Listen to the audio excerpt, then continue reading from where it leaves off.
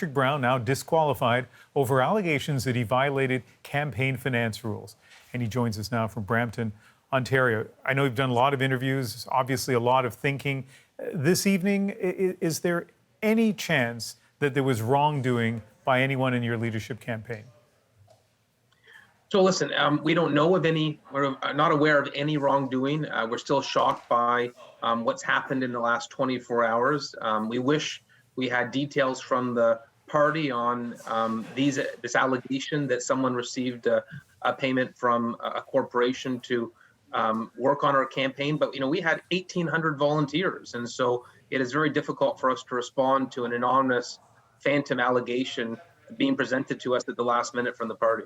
You mentioned phantom allegations, and I've seen in other interviews you've talked about how you still don't have the details of these allegations against your campaign. I want to play a clip from an interview that Party President Rob Batherson did earlier today with my colleague Vassy Kapelos. What I can say is Mr. Brown was given a great degree of information. Mr. Brown was afforded an opportunity to meet with the chair of the Leadership Election Organizing Committee, with the party's legal counsel. He declined. So, Patrick, some people will listen to that and say you had an opportunity to get all the information you needed. So 2 points here. We sent a senior member of our campaign team to that meeting. They said, send myself or a representative. We sent 2 representatives, and the party did not provide details. We asked, they said there was a donation from a corporation to pay a staff member. They wouldn't tell us who that business was. They wouldn't tell us who the individual was. And so it's impossible to respond to an allegation like this with no details. And so really we felt this was a flimsy allegation to justify a disqualification. So this is the puzzling thing, I think, for a lot of Canadians tonight, and that is, why would the Conservative Party of Canada disqualify a candidate unless they had strong evidence that they had to do that?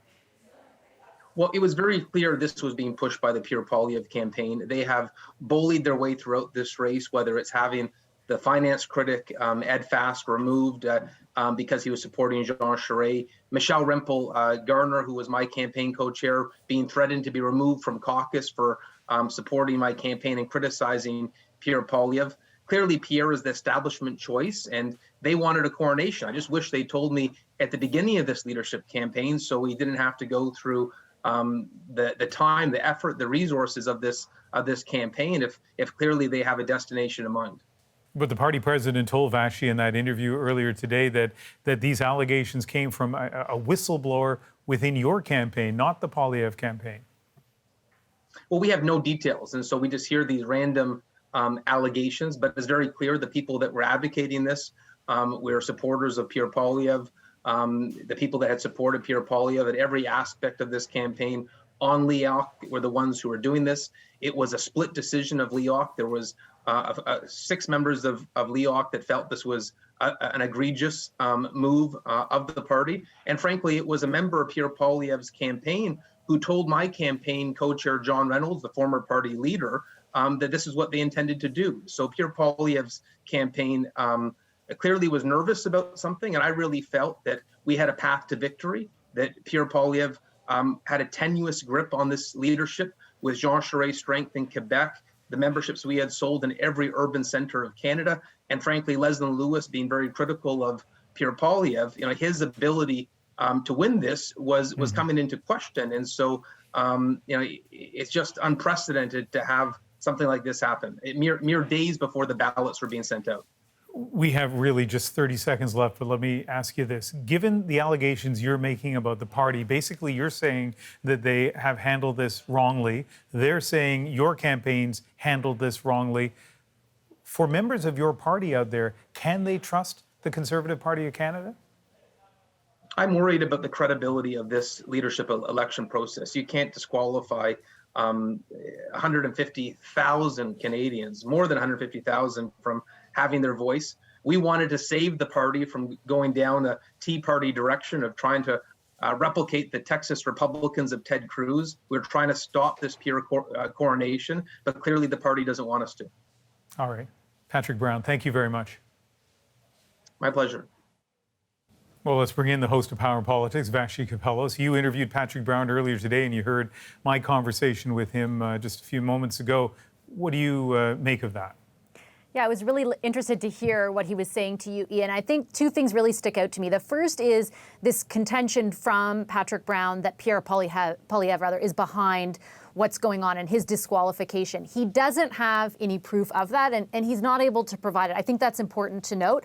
But he's able to make that accusation because the party has really not provided its evidence here. They say there was a wrongdoing, that the law could have been broken. It's so serious.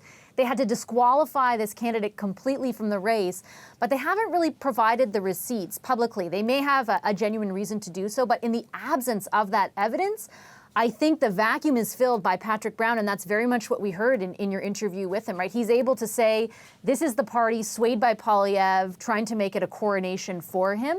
And it's hard to refute that completely, even though he doesn't have proof, because the party isn't providing evidence to the, otherwise. And so the leadership race goes on, and what happens now with Patrick Brown out of it? Well, it becomes a different race, right? As he said, he signed up 150,000 people. That's what his campaign says. Where do those votes go? Do they go to another candidate, or were they there for Patrick Brown in the first place and they just don't vote? Does this, amplify the victory that so many people think Pierre Poilievre is destined for? Does it make it easier for him to win? Or if he is ultimately implicated in any of this, does it make it a little bit harder? I think that it's really hard to determine exactly to what degree this will impact the race or the actual outcome of it. But there's no question that this has thrown a giant wrench in the Conservative Party's plans to pick a new leader, and ultimately will have some kind of impact come September 10th when the announcement of the new leader happens. Well, all of this made Power and Politics must-see television earlier today. Vassy, thank you very much. Thanks, Ian. After the break, the Torontonians who quit their jobs to feed the city. As you can see here,